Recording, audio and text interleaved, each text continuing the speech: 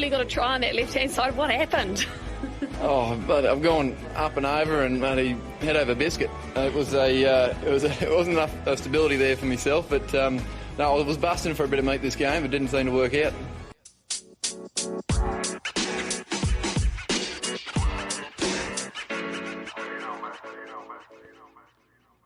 Hello, cheers, and welcome to the Scrum of the Earth podcast, the weekly show for news, reviews, great interviews, and so much more, all about the world of rugby. My name is David Lawrence. I'm an American rugby fan who follows the game wherever I can find it all over the globe.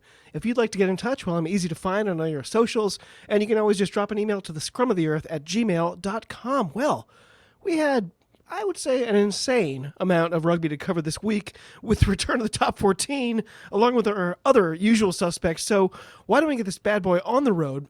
FYI, we're just going to skip our usual 3 opening segments this week to make room for all the action. So that, amazingly, brings us right immediately to our reviews.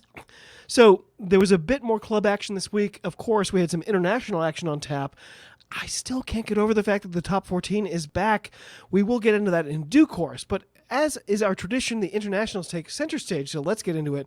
So just last week, I had a great chat with Rugby Julia and Will Owen. All of us were, let's say, confused about why Wales hadn't set up heap about their women's match against Scotland, which of course was only a few days away at that point. Almost surprisingly, the match actually did take place. I was pleased to find a live stream on YouTube and caught the second half on my way home from work. By the way, it was an amazing game. From my standpoint, at least. Several of my friends don't feel that way. But anyway, quoting here from Wales Online, quote, Wales women fell to a resounding 40-14 defeat in Edinburgh as they were blown away in a nightmare second half.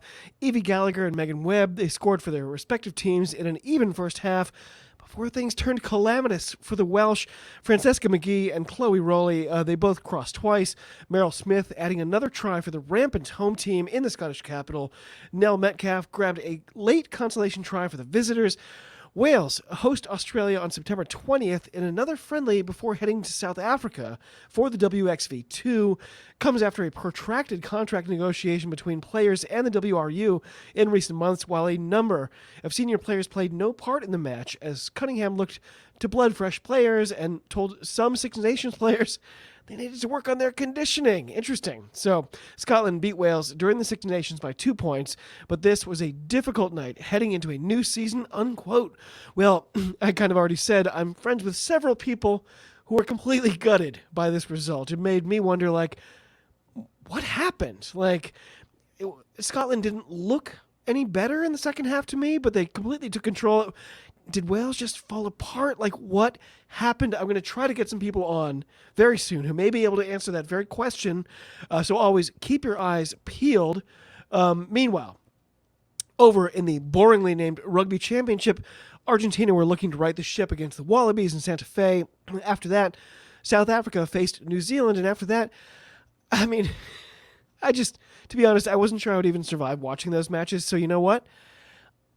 As it turned out, I ended up seeing the scores before I had a chance to even watch either one, so I just skipped them. In terms of my own sanity, I'm kind of glad I did, as both results were a bit depressing for me. Australia, I learned after the fact, they got up to a 20-3 lead before completely rolling over and playing dead, to the extent that they coughed up 9 tries. Nope, you didn't hear that wrong. 9 tries to lose by a record margin for their once proud Wallabies team. A mind-boggling 67-27 final score, just unreal. New Zealand, meanwhile, they continued to look lost and unsure of their own game plan, though to be fair, the Springboks have the ability to make any team in the world appear confused and amateurish at this stage. Not a big scoreline, but yet another loss in the Scott Robertson era, 18-12, to guarantee a tournament win for South Africa. I mean, unless they really badly lose their final 2 games, both against Argentina, which is pretty hard to see happening. I apologize to the regular listeners that I don't have more on all this. It's the first time I've ever missed a weekend in this competition since I started the show, but it definitely left, kind of a bad taste in my mouth, I got to admit. Elsewhere, The admittedly weird Pacific Nations Cup got back to action. While this tournament is definitely an odd duck, has some really fun teams to watch, and it also has Canada. First up this weekend, it was actually a Thursday night where I am. Tonga, they were home for Fiji.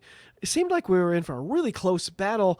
The teams locked at 19 with only about 5 minutes to go in the first half. However, Fiji, they scored after the clock had passed 40. That really opened the floodgates. From then on, it was just all the visitors. Fiji looked totally in their element. The whopping final score could have been worse if it weren't for 2 tries being disallowed after the fact. Definitely not a high point we are seeing in Tongan rugby right now. They got shut out in the second half, ultimately losing a big 19-50. Then on Saturday, of course, my USA Eagles, they faced a tougher test than last week against Japan. I was sweating bullets coming into this one. It really felt like this game should tell us a lot about where these teams really are and like where they're currently headed. My Eagles, they were already down 17-3 pretty early on. Our guys were soaked to the bone with sweat as they jogged into the changing rooms, down 14. I don't know. I hoped maybe something would be said in the lockers that could give us that spark to turn this thing around. We were still down 10 entering the final quarter of the game. Our guests still seemed to be gathering momentum. Another hugely frustrating day to be an Eagles fan. We just haven't found a way to coalesce. I'm not sure when we're going to have the time to do so with our players, as they are scattered to the 4 corners. A painful loss in the land of the rising sun, 41-24. Ouch. So, as you may or may not know, this weekend was also the final round of the Curry Cup. There was still room for a little bit of movement before we knew for sure who the top 4 will be this weekend. We had my Griquas versus the generically named Western Province. My Griquas, they looked good despite the newly upgraded Baby Stormers. They did lead 20-15 at the break. The visitors took a 2-point lead with about 10 minutes left. The comm said, quote, "Well, they've got a long way to go and they're running out of time," unquote. But a little breakaway was all they needed to streak down, score in the right corner, game over. They managed to add another final penalty, and not my Griquas. I mean, yeah, they are. They're my Griquas, I guess. They went on to win 37-29. They said, "Let the flags wave in Kimberley." So we also had the Lions, who looked to leave the hapless Griffins winless for the year. Boy, oh boy, were they ever successful. The visitors got 1 unconverted try and nothing else, while their hosts piled it on to the tune of 62-5. A season of futility for the Griffins, but I still do want a jersey. Also, we had Sharks facing the Bulls. The comms described the weather as miserable, though, it looked like a light misty rain at worst as things got underway. So, bit of a dead rubber. This one, neither team would be able to change their position on the table, but I was still expecting a physical game regardless. The Sharks, they fielded the youngsters again, but it was cool to see the Chichuka brothers, Manu and Vincent, starting together at 6 and 7. The Bulls, they had held a 1-point lead at halftime. That lead had ballooned to 2 as we entered the final 10 minutes. However, a late try from Jordan Henricks tipped the table for the first time all day. The Sharks snuck away with a last-minute victory, 24-18. However, of course, the game of the week in the Curry Cup was the Pumas hosting the Cheetahs. This represented the final piece of the puzzle in terms of who would move on to the semifinals next weekend. When they showed the shaded parts of the stadium, you could tell definitely a good turnout, including lots of the insane Cheetahs fans I mentioned last week. By the way, there's this one fan I took a picture of and posted it last week.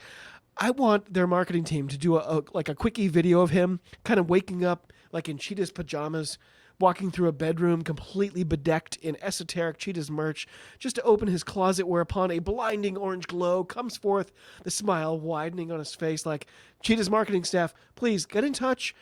My standard rates will apply, but believe me, you can definitely afford it."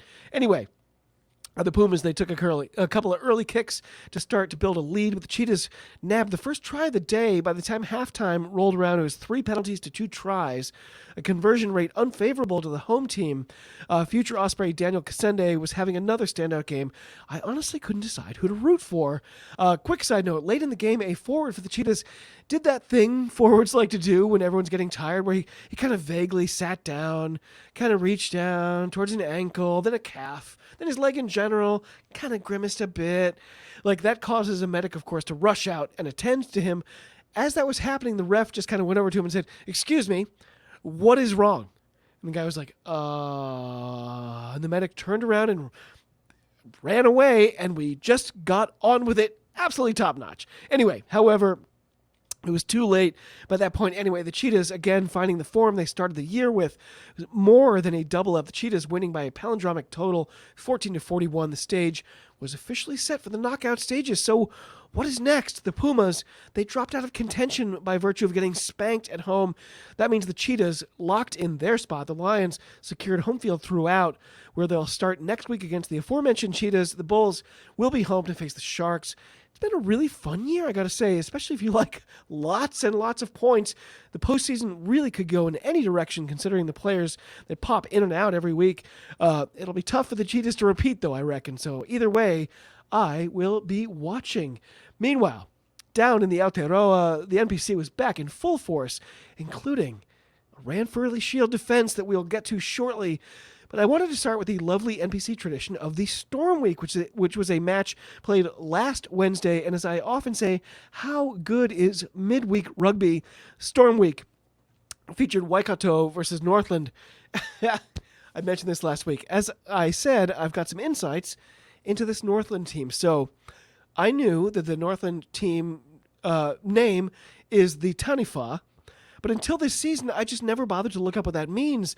I had been erroneously referring to their mascot as a dragon. It's not a dragon. It's a Taniwha. So according to good old Wikipedia, in Maori mythology, Taniwha are large supernatural beings that live in deep pools, in rivers, dark caves, or in the sea, especially in places with dangerous currents or deceptive breakers. They may be considered highly respected kaitiaki, protective guardians of people and places, or in some traditions as dangerous predatory beings with, that would, for example, kidnap women to have as wives, unquote. So ever since this, I've just been obsessed with the Taniwha, mostly because I love the idea of a monster that just ultimately wants to settle down. Like, well, I've been monstering around since I was a teenager, and I just think it's high time I settled down, kidnapped somebody who seems cute, and raised a little Taniwha family, someone who really gets me, someone who I can keep captive and start a family with, maybe raise some more Taniwha of our own. Anyway, this has been an ongoing joke in my household ever since I discovered this. Anyway, gonna mute for a sec. Sorry, laughing too hard. In any event, and by the way, no disrespect, I love these traditions. This is not me dissing on Maori culture. By a long shot, I'm utterly fascinated. Anyway, Northland. They bookended this week's action for me as they played Waikato on Wednesday, then Counties Monaco on Sunday, but we'll get to that. Their Storm Week fixture in Hamilton, they nabbed a very cheeky try in the early moments, but the Mooloos, they answered back with a couple soft tries of their own. Things kind of went nuts from there. The Taniwha set piece, it completely abandoned them for huge chunks of this game. I mean, that was probably the difference. The home team winning 34-19 after shutting out their guests in the second half. So Bay of Plenty versus Manawatu was early Friday morning here. Guess who was getting a start at the 13 for Turbos? You got it. Hadley Parks, returning to the club he played for 14 years ago. He looked like he fit right in, but he couldn't make a difference for this team's recent woes as Mike Rogers' Chargers lost yet again. That makes a full calendar year of not winning. This time it was ugly, 68-14. Manawatu, they look like they're in a lot of trouble. The two tries they did get were both off intercepts, but their offense, it's a shambles. Side note, Caleb Trask just missed the final conversion, which meant he went 9 for 10 instead of 10 for 10. Just crazy. So worthy of note was Free Jack Joe Johnston, continuing to tear it up for the Steamers, adding 2 more tries to his team-leading total this year and making some lovely soft passes to spread the wealth a bit. Auckland versus North Harbour looked like a good one. North Harbour perhaps showing more than was expected this year, while Auckland looked to their star power in the likes of Akira Ioane and Zarn Sullivan, to name just a couple. The hosts, they fell behind for a good while, but found a surge late, making it 22-27 with Caleb Tangatau try just a quarter hour to play. A crazy ending. The visitors were up 5 with like 2 minutes to go. but they got pinged for wasting time at the scrum. Akira Ioane, quick taps like he's playing sevens. Bing, bang, boom, down the field, a brace for Caleb Tangatau to seal the match right at the death. Massive stomach punch for North Harbour, who looked to be in control most of the way. Final score 36-32. Several players were semi-quietly remonstrating with the ref about that time-wasting penalty, and I gotta say, that ref, I didn't catch his name, but he handled it impeccably. I've got to find out his name. Like, for now, I'm just going to call him Mr. Unflappable. Wellington versus Southland. It looked like it favored the home team, but only based on the team animals. I mean, lions versus stags? How has that gone historically? So, of course, Wellington also came in perfect on the year, while Southland, they've been very middle of the pack. They were struggling with some injuries as well. As it turned out, Lions again took down the Stags, tripling them up, 36-12. And while it's still relatively early, Southland's playoff hopes just took a massive hit. Otago versus Canterbury, that one was up next. It was a great atmosphere. The home team taking a 16-7 lead into the intermission. But Ryan Crotty and his entire team, they completely flipped the script for the second half. Canterbury shut out their hosts for the final 40 minutes while piling on try after try. They went away big winners, 16-34, a massive letdown by Otago. Very reminiscent of the kinds of things my Highlanders would do in a Super Rugby game, right? Weird, huh? Anyway, we had Taranaki versus Waikato in a clash of recent champions. The Bulls jumped out early. Jesse the Pest getting the start and really making his presence felt. It was 15-7 at the break, but the Mulus, they grabbed their first lead as we entered the final 20 minutes. But right at the end, very questionable offload, I gotta say, by Patras, setting up the winning try from Josh Jacob. Taranaki might have gotten away with a bit of theft, stealing this one 25-19. Waikato fans must be livid. On Sunday, it was Counties Monaco versus Northland. The best part of this match was, as it was raining on and off during halftime, all the kids in attendance discovered that they could use this like massive advertising banner that was kind of draped on a hill as a giant slip and slide. That was basically what they showed the entire halftime, I should say. So the downside of watching these games on Blow Rugby is, it sucks, but the upside is they don't wedge in commercials and all the junk that usually comes with halftime breaks. So instead, we get to see long shots of, stadiums, the environs, the mountains in the backgrounds, or in cases like this, a throng of muddy kids sliding down a hill over and over. In any event, Northland, they had rotated their team almost completely after their Storm Week fixture. It did not go well for them. They were down 18-0 at the break. They went on to lose 25-14. The first time these teams had faced each other since 2020. Didn't have a chance to look up why that was, but of course, the game of the week, obviously, Hawke's Bay versus Tasman, the clear and obvious choice, with the Ranfurly Shield on the line once again. Two unbeaten teams ready to battle. In case you missed it, I got to chat with Joel Hintz, the starting tight head for the Magpies. He had lots of insights into this comp and what the Shield means to them and him. I highly recommend you check it out. He's just awesome. Either the audio version or the slightly wonky video on the YouTube channel. Either way, check it out. He was really fantastic.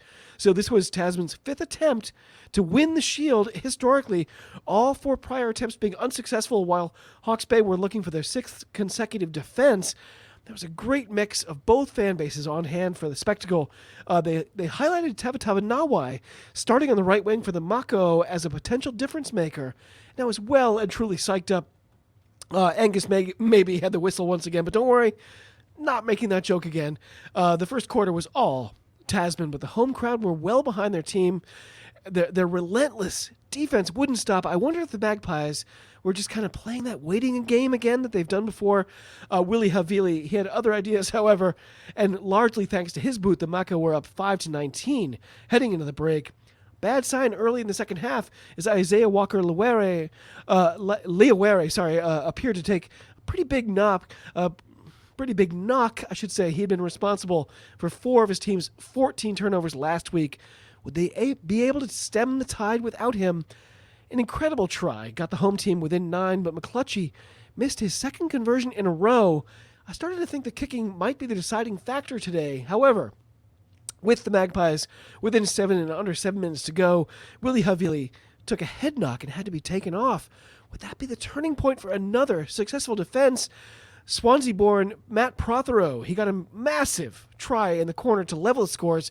Danny Tuala nailed a tough conversion to give Hawke's Bay their first lead with just a couple minutes left. What a finish! As the clock, I'm not kidding, read 79-59, Tasman got a turnover. It was Tavatava Nawai setting up a shot at goal to steal it at the death with Havili in the lockers. It was no gimme, but Campbell Peretta, he was cool and smooth, sending it through for an incredible victory. The Mako getting their name on the Ranfurly Shield for the first time in franchise history, a crushing blow for Hawke's Bay, who won't have a chance to get it back until next season, at least, unless something miraculous occurs, but it's basically impossible. Tasman, they have officially served notice. They are looking to win the championship while still holding on to the Shield. Could be their biggest year ever by a lot. Woo! It was fantastic. So, moving over laterally to the FPC, we started with the Auckland Storm versus Counties Monaco Heat, which turned into a great win for the visitors. Auckland, they were up 20-15 at the break, but the Heat scored 20 unanswered in the second half, winning 20-35. After that, we were on to Northland Women versus the Canterbury Women. The broadcast apparently was run by the Stream Shop, they called it, and their slogan is, shoot it, stream it, share it. And, I mean, you could tell it was just a little less professional than their usual broadcast. I wondered if it had to do with the location, like maybe they had to use a more, portable setup to cover the games at this particular venue. As always, any insights you have, please get in touch. I'm always keen to learn. By the end, they maybe wish they hadn't streamed it at all because they got shut out at home 0-24. The Canterbury players were practically having a party on the sideline, by the way. Anyway, Tasman Women versus Taranaki Women. It was a weird one. Taranaki jumping out early and looking strong, only to completely fall apart. Incredibly, they scored 3 tries in the final, just 7 or 8 minutes, but they lost track of the clock and let time expire while lining up a conversion. I mean, it would have taken a miracle off the restart, but it's better to have a shot than to throw it away, right? Tough day for the Taranaki Women, losing 39-36. That one hurt. We also had Waikato Women. They pretty well destroyed the Hawke's Bay 2A, winning 44-12 at Marist Park. Cute little place, Marist Park, home of the Marist Rugby Club and a venue for cricket in Hamilton in the off-season, I learned. Anytime you can catch rugby at a venue whose address is on Old Farm Road, I mean, you have to go, right? Anyway, our obvious game of the week. It was Otago Spirit versus Wellington Pride. Just like last year, the end of the season has completely snuck up on me. They mentioned at the top that these teams were battling for placement for what they said was next week's semifinals, that they'd likely be facing each other next week as well. But Wellington did have a small chance to finish top of the table, so it took the visitors just 2 minutes to get on the board. They led 3-17 after a half hour, and they'd secured a bonus point before halftime. Otago, they looked pretty flummoxed. I wrote, can they turn it around in the old notes as they headed to the lockers. Hannah Lithgow, by the way, just 18 years old, they said, had a great showing for Otago. She's a really, really physical player. But the hill, as this wore on, kept getting steeper as the Pride piled on more and more scores. Have to shout out Jamie Church, who finally got a try for the hosts, which made it 15 tries for her in 15 games. She may be the Will Jordan of the FPC. Wellington, they burned Otago at least 3 times with the exact same play. Midfield scrum, used their 8 and 9 combo, 2 players out wide, bing bang boom, try in the corner. It looked like they could just go to that whenever they felt like it. The Pride, they were already tripling the score of the Spirit as we entered the final 5 minutes, but they weren't done yet, getting 2 more insult to injury tries to make it a actual blowout, taking down their hosts 13-51. What a performance. So you wouldn't have guessed it by looking at that massive points tally, but for me, it was Wellington's defense that made the big difference today. They just snuffed out so many opportunities for the Spirit, and you could see the toll that took on their hosts. Just relentless stuff. So good. Meanwhile, you didn't imagine it. Somehow, the top 14 was back this week. Round 1 kicked into gear on Saturday, I swear. There are issues seeing the correct fixture list in this country, but it somehow seems appropriate that the French schedules are the quirkiest. So Google thought all 7 of these games were going to be at 2 p.m. on Friday for me. The Top 14 website indicated they'd all be on Saturday. And then, not like it's a reliable source, but Blow Rugby had them scattered across the entire weekend. What a better way to start another insane season, right? So, newly promoted Vaughan, they started the season at home against Toulouse, got spanked. I swear, I'm just realizing now I forgot to write down the score, but it was not good. Anyway, Clermont, they were home for Pau. Another tough start for Pau, losing 39-7. Montpellier, they dropped their home opener to Lyon, 22-26. Castres, they squeaked past Racing 92, 31-28, with Racing getting one more try than their host, but penalties would ultimately make the difference. Worthy of note in this one, Owen Farrell nailed every conversion, but never had a chance to take any threes. Bayonne versus Perpignan, incredibly close. The home team finding that tiny little edge, 21-19. La Rochelle, they were looking to start better than last year as they hosted always dangerous Toulon, and it was a close one. La Rochelle just holding on to win 19-15. However, of course, their game of the week, it was my lovely UBB taking on Stade Francais, or as I like to call them, the drink boxes. A friend of the pod, Robbie Knock, was back on comms, praise be, and he said as we started, this is magical. This is the top 14. Nothing more be said. Luku from Penno making the second unanswered try for the Border Beagles. I was enjoying it, by the way. Did you notice Louis Bialbiare actually inbounding the ball when everyone was expecting a line out? Like, every back pretends they're going to do that, but he actually did it, and it worked. So side note, Sister Mary Francis, these stadiums, they are packed everywhere and every day. These supporters are amazing. I have got to get my skinny ass to France to watch some games. It just looks like another world entirely, right? Anyway, it was Damien Penaud's turn next. With 3 tries in the first half hour or so, it looked like a bloodbath. But that actually turned out to be literally true, where 2 players were down with a pair of medics attending on the field. And in the lead up to this score, he basically used one of those medical sort of pods as a blocker, used the angle to get past a defender or 2. I mean, if they're not calling it, you should do that, I guess. But you would have thought with like 2 groups of people down and taking up massive space in the field, maybe they would have, maybe that would precipitate a stoppage. But no, it's the top 14, baby. Notwithstanding, UBB got ahead of steam. It looked like they might turn it into a blowout, but the Parisians, they showed some leg. They got close, but it was never really in doubt. Sekou Makalu, who came in off the bench, surprisingly, he had a great game. He scored after full time. The conversion just scraping in to make it 46-26 at the double whistle. Bordeaux, they look really good, but as we all know, it is a very, very long season in France.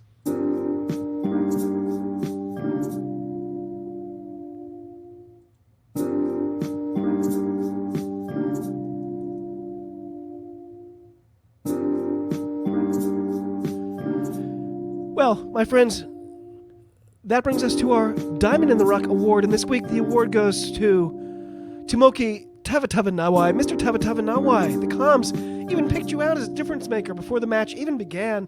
They were right. You were absolutely possessed out there getting extra meters every time people tried to tackle you, showing that brilliant combination you've got. Raw power and subtle elusiveness that just makes you one of the most dangerous players in the National Provincial Championship. You made the difference in Yurimako's historic win to take that Red Furley Shield.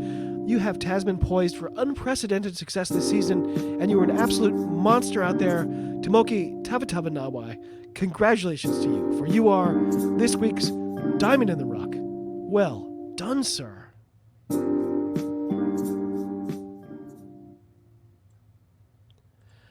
Okay, of course, that brings us to our updates and previews. The boringly named Rugby Championship is again on mini hiatus as the teams travel to and fro. In South Africa, we're on to the semifinals in the Currie Cup, which means a kitty clash. It's the Lions versus the Cheetahs, followed by the surf and turf battle with the Bulls hosting the Sharks. In the NPC, we've got a full slate. We've got Southland versus Canterbury, Bay of Plenty versus Taranaki, North Harbour versus Manawatu, Waikato versus Hawke's Bay, Tasman versus Wellington, Counties Monaco versus Otago, and Northland versus Auckland.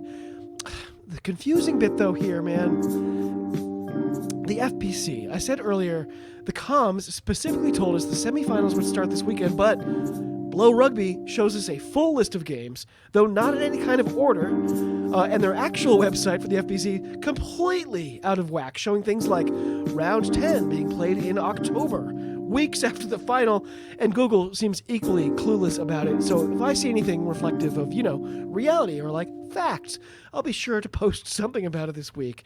Anyway, it's round 2 out of, I think, 943 in the top 14. Once again, Blow Rugby thinks all these games are going to be on Friday, which is simply untrue. What is up? I spend plenty of time here complaining about them, but so they've always been kind of lousy, but lately it just seems like they've gone completely nuts. Like their schedule isn't even in calendar order. Like, did they all drop acid or something? Anyway, Rugby Pass, thankfully, seems to have the actual schedule, which conforms to the pattern from last year. So it's always 1 early game on Saturday, 4 middle games, 1 late Saturday, and then 1 on Sunday. This week, that means Toulon versus Castres, Racing versus Clermont, Pau versus Bayonne, Stade Francais versus Vannes, Perpignan will take on Montpellier, Lyon versus my Border Beagles, and Toulouse versus La Rochelle. So, meanwhile, in the Pacific Nations Cup, of course, we've got the Battle of the Red and White, the 5th place playoff spot with Tonga versus Canada, followed by Fiji hosting my USA Eagles, Samoa versus Japan for our semifinals. That means, in theory, the USA could still win this whole thing, but I don't see any signs of anything that would make me think that's going to happen. Elsewhere, we had some great women's fixtures coming up, all of which are apparently unavailable to me. We've got Italy versus Japan. We have a rematch of the World Cup final between England and New Zealand at the latest Allianz Stadium. We've got Ireland versus Australia, Scotland versus Fiji, and Samoa. They're facing an Aussie A side. Like, if you're listening here in the States and you know any way I can catch any of these fixtures, please, for the love of all gods, get in touch. Anyway, don't forget, September 20th also marks the return of the URC. If you missed the epic preview pod with John and Craig, I highly recommend checking it out. It was a laugh riot, to be sure. And also, I think we had a little bit of insights there, so I think you'll enjoy it. It's also my understanding that the Premiership kicks off on the same day, but I swear, I don't even know where that's going to be carried this year. So, as always, rugby in the United States of America is, in so many ways, very, very mysterious. Okay, whew, I'm exhausted. My friends, that does it for another week. That was a lot.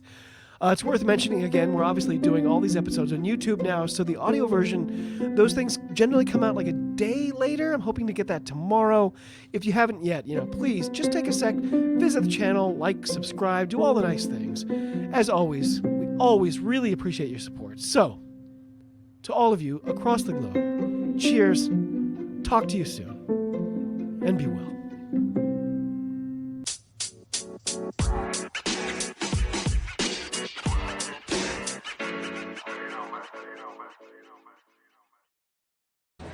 It gives me great pleasure to be here today. No, it doesn't.